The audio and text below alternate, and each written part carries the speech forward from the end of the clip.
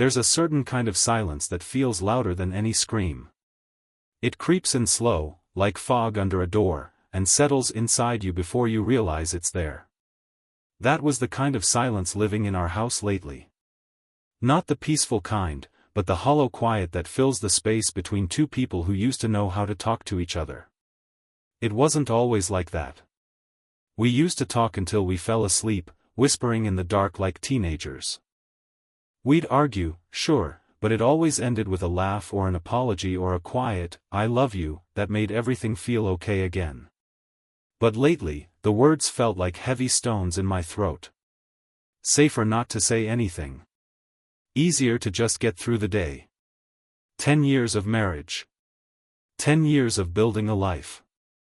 2 kids, a mortgage, weekend trips to the lake, and enough routine to make time feel like it was on repeat. I thought that was security. I thought that was love aging into something solid. But looking back, maybe it was just calcifying.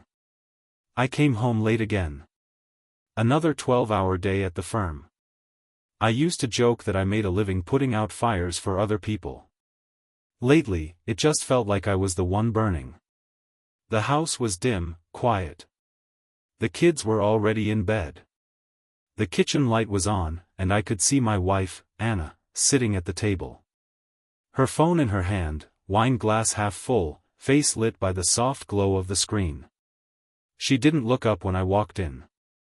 I dropped my keys in the bowl by the door, kicked off my shoes, tried to force some levity into my voice. "Long day?" She hummed. Not a yes. Not a no. Just a placeholder sound. I opened the fridge, grabbed a beer.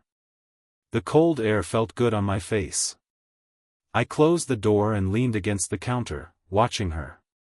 "Kids okay?" She nodded, still scrolling. I watched her thumb move over the screen. She used to light up when I came home. Now she barely flickered. I told myself she was tired. That I was tired. That life gets like this sometimes. But even then, something inside me whispered otherwise. A kind of static in my gut I couldn't tune out. "You going to bed soon?" "In a bit," she said. Still not looking up. I climbed the stairs, my feet heavy. Brushed my teeth. Stared at myself in the mirror. I looked older than I remembered. Gray at the temples. Lines around my eyes that hadn't been there a year ago. I went to bed alone. It was like that for weeks. A slow bleed. No big blow-up. No dramatic fight. Just the quiet unraveling of something we both stopped tending to. Until the night I saw the message. I wasn't snooping. God knows, I hadn't even thought to be suspicious. But her phone buzzed while she was in the shower. Face up on the nightstand. And I saw it.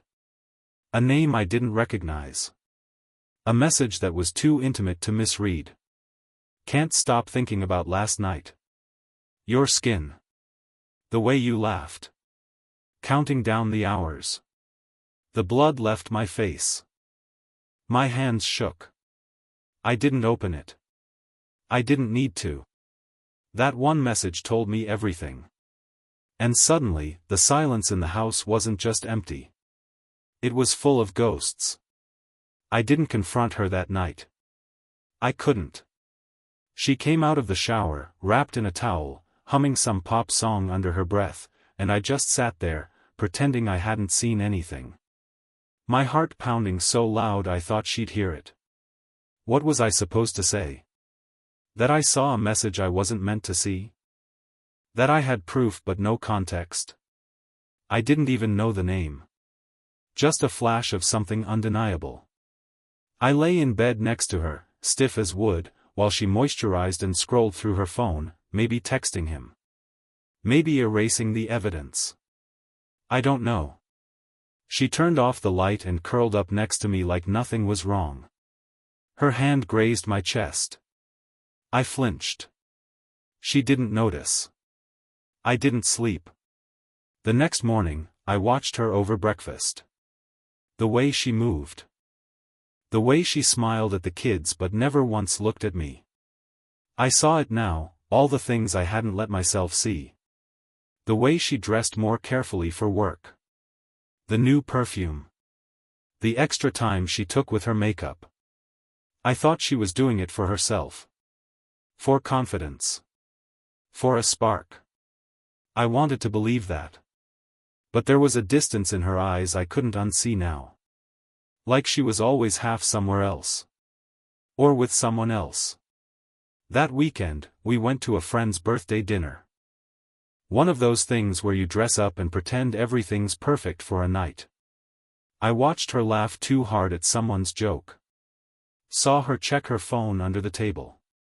I wondered if she was texting him while I sat right there. She was present, but not with me. That's the best way I can explain it. Like her body was there, but her heart was on loan. I started pulling away. Not on purpose. But it hurt to look at her. To imagine who she became when she wasn't with me. Every time she smiled, I wondered if he had seen that smile too. If he had kissed the corner of her mouth like I used to. I checked the phone bill. Something I hadn't done in years. Patterns don't lie. Same number. Late night calls. Lunchtime texts. Every day. Like clockwork. I still didn't say anything. Denial is a strange kind of hope. You cling to it like driftwood. Because if you admit it out loud, it becomes real. But deep down, I knew. I could feel it in my bones. Something was rotting beneath the surface. And it was only a matter of time before it all came spilling out. 2 weeks passed. I moved through them like a man under water. There was a moment one evening, a stupid, tiny moment, that undid me. We were both in the kitchen. I was rinsing dishes. She stood by the pantry, reaching for something on the top shelf. Her shirt lifted slightly, and I saw a mark on her hip. Faint. Almost healed. A bruise. A bite? I froze. She noticed and pulled her shirt down, quick and casual, as if I hadn't seen a thing. But I had. Later that night, I tried to tell myself it could have been anything. The corner of the counter. The kids. A fall. But I knew better. My gut was a siren, screaming in my chest. And still I said nothing. I started staying late at work. Not because I had to. Just to avoid going home. The house felt haunted, like walking through the remains of something already dead. Anna started texting me during the day again, "What time will you be home?" Or, "Should I start dinner?" But they felt forced, like she was trying to keep up appearances. Or maybe she felt guilty. One night, I came home and found her dressed up. More than usual. Tight black dress, heels, a coat I hadn't seen in years. "You going somewhere?" I asked, voice flat. She smiled, too quick. "Just dinner with Sarah. Girls' night." Sarah. Our neighbor, her best friend. Safe cover.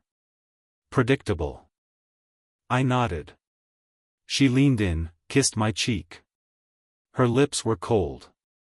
"Don't wait up," she said. I didn't. I waited 10 minutes.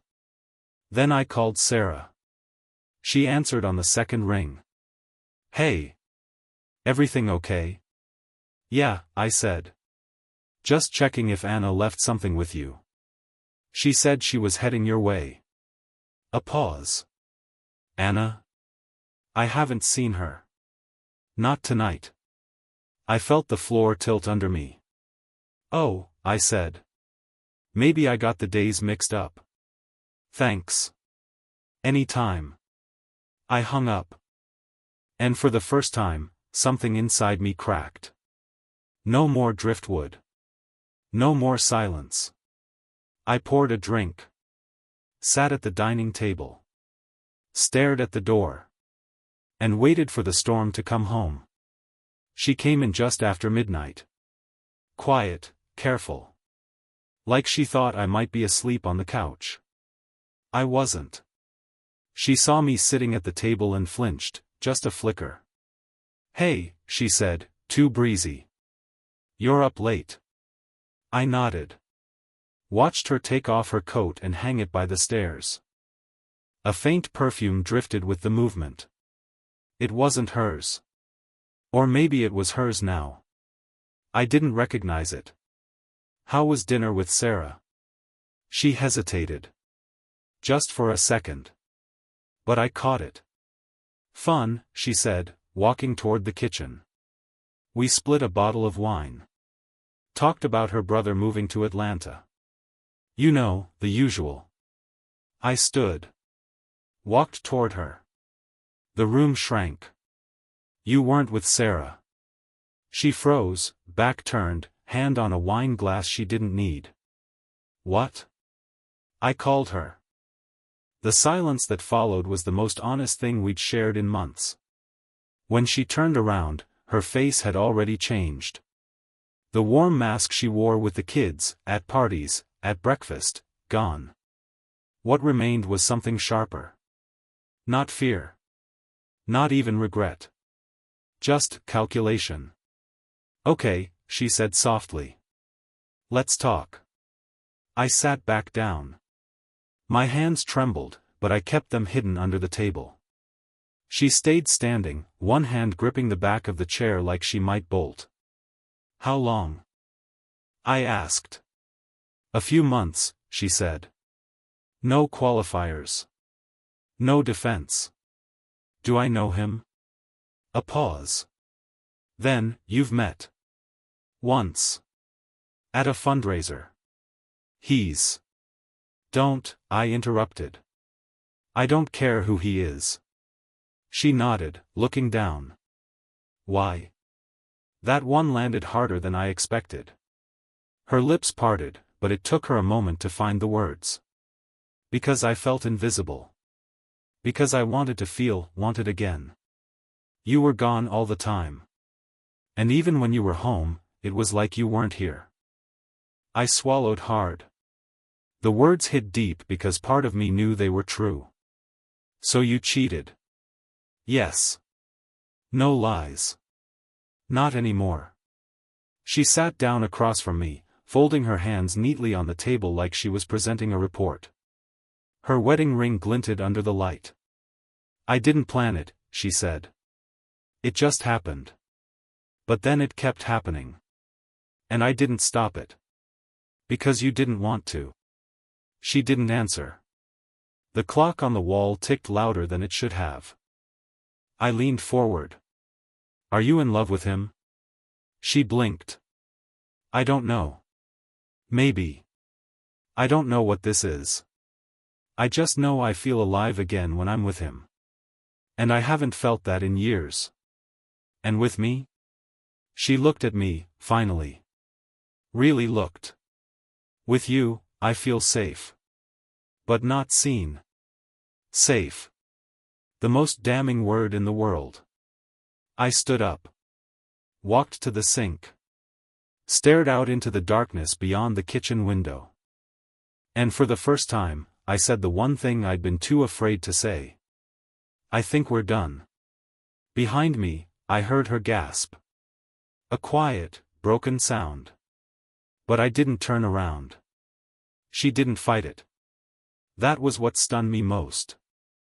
I thought she'd plead, yell, cry, throw everything back at me with righteous fury. But Anna didn't raise her voice. Didn't chase me down the hall or demand forgiveness. She just sat there in that chair, eyes glassy, lips parted like she was holding back 1,000 words and had no idea which one to let out first. Instead, she nodded. Just once. Then she stood, walked upstairs, and closed the bedroom door behind her. I stayed in the kitchen until morning. The next day was a blur. I made pancakes for the kids like it was any other Saturday. Anna didn't come down until they were halfway through eating, and even then, she just poured herself coffee and sat at the edge of the kitchen like a guest in her own home. We didn't talk. Not about what had happened. Not about what came next. It was a strange kind of limbo, a broken marriage held together by weekend routines and co-parenting logistics. We coordinated bedtime. We made small talk about school projects. We didn't touch. 3 days later, she moved into the guest room. 5 days later, I took off my ring. I still wore it that week because I didn't want to answer questions. I wasn't ready for the sympathy or the whispered conversations or the way people look at you like your life just collapsed in public view. But on Friday morning, I stood in the bathroom, looked at myself in the mirror, and realized I didn't know who I was with it on anymore. I placed the ring on the counter beside my toothbrush. The mark it left on my skin was paler than the rest of my finger. A little ghost. A scar of belonging. Anna noticed. That night, when we passed in the hall. Her eyes dropped to my hand, then back to my face. She didn't say anything. She didn't have to. By the second week, we'd developed a rhythm. Not a healthy one. Not healing. Just the cold efficiency of two people managing the fragments of a life that used to be shared. We used a shared calendar app to plan our days. Who picked up the kids? Who handled groceries? Who had to work late? We left notes on the fridge instead of speaking face to face. Out of milk. Dentist Tuesday. Don't forget Olivia's project. We didn't fight. Not out loud. But the silence between us was heavier than shouting ever could have been. It followed us from room to room, seeped into our routines. I could feel it pressing against my chest when we sat across from each other at the dinner table with the kids between us, pretending everything was fine. Anna got quieter around them. Almost too quiet. Like she was scared to say the wrong thing, or maybe too weighed down by guilt to say anything at all. I noticed her watching me sometimes, when she thought I wasn't looking. But the moment I met her eyes, she'd look away. I stopped wondering where she went when she left the house. I told myself it didn't matter. That what she did outside these walls wasn't my concern anymore. But it wasn't true. I still felt it. Every hour she was gone. Every time her phone buzzed. Every smile that didn't belong to me. Some nights I'd wake up and hear her crying in the next room. Soft, muffled sobs into a pillow. And I'd lie there, staring at the ceiling, fists clenched at my sides, because I didn't know whether I wanted to comfort her or scream at her. One night, I broke. I was in the garage, reorganizing old boxes, trying to stay out of the house. I found an old photo album, one of those dusty, forgotten ones with sun-bleached covers and dog-eared pages. I sat on the concrete floor and flipped through it like it was someone else's life. Vacations. Birthdays. Our wedding day. Anna in that ivory dress, laughing with her mouth open, eyes full of trust. Me, holding her hand like it meant forever. We looked stupidly happy. Naive. Like people who had no idea what they'd become. I went inside and found her in the kitchen. She turned when I walked in, startled. We hadn't looked at each other directly in days.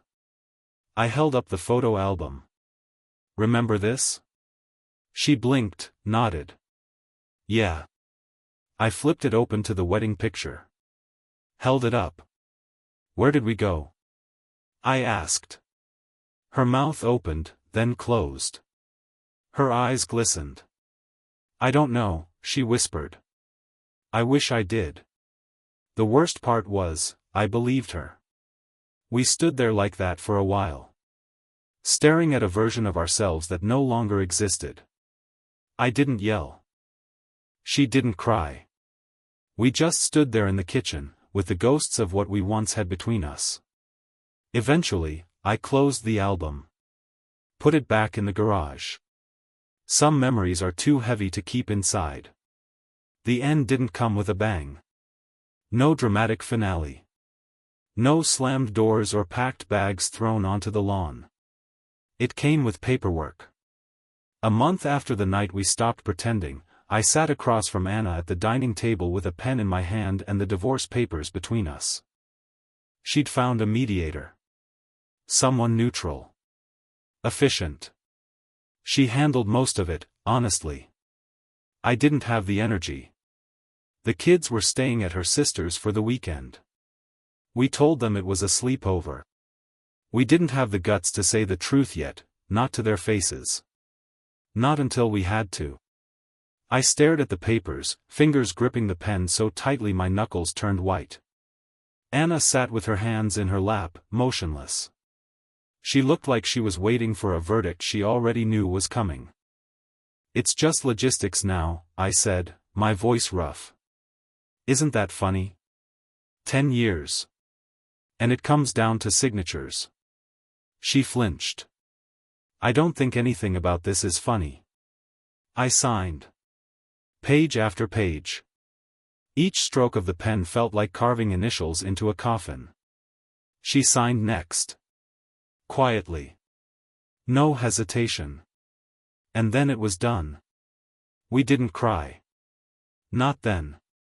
We didn't hug or say thank you or I'm sorry or I hope you're happy. We just sat there for a long time, not talking. When she finally stood, she said, "I'll move out by the end of next week." I nodded. She paused by the stairs. "I never meant to destroy us." I wanted to believe that. Part of me even did. But some things can't be undone. Some cracks run too deep. The night she left, she hugged the kids like it was just another trip. Olivia cried. Jake didn't really understand. He asked if she was coming back later. She kissed their foreheads and told them she loved them, over and over. She didn't look at me as she walked out the door. Just got into her car, started the engine, and drove away. I stood at the window and watched the taillights disappear into the night. Then I went upstairs, sat on the edge of the bed, and let myself cry for the first time since this all began. Not the angry kind of crying. Not grief, exactly. It was more like relief, mixed with ruin. Like releasing something I'd been holding in for too long. I wasn't sure who I was without her. Or who I wanted to become. But I knew I couldn't keep living in the wreckage. Some nights are still hard. When the kids are asleep and the house is too quiet. When a song comes on the radio that I didn't realize was tied to her. When I see her handwriting on an old note. But there's a peace in the silence now. Not the hollow kind. The clean kind. The kind that leaves space for something new. And when people ask me what happened, I never give them the full story. Not out of shame. Just because most wouldn't understand. How love can fade like sunlight on old photographs. How betrayal isn't always loud. How sometimes, the worst part isn't that someone stopped loving you. It's that they forgot how to see you. And in the end, you forgot too.